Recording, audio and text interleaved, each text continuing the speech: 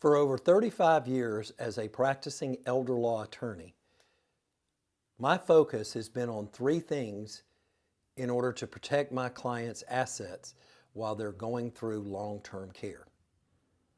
Those three things are: number one, focus on the type of assets you own, because there are certain types of assets that are protected from what is called nursing home or Medicaid spend down.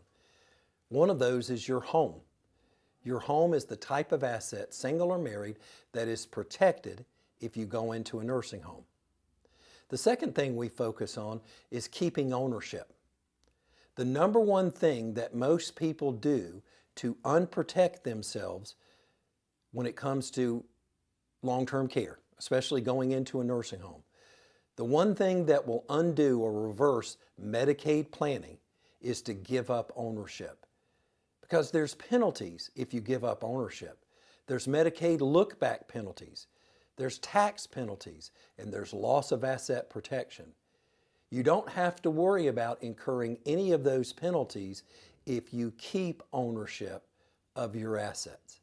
And then the third thing we focus on, which is very important at all levels of incapacity, not just going into a nursing home, but even care in your home, assisted living, and that is access. We get calls on a regular basis from loved ones who need access to help their spouse or their children or their parents or grandparents, and they need access to things. And access is so important, and naturally access goes along with keeping ownership. You can get to your stuff if you own your stuff. And then as owner, you can also authorize others to have access without you forfeiting ownership.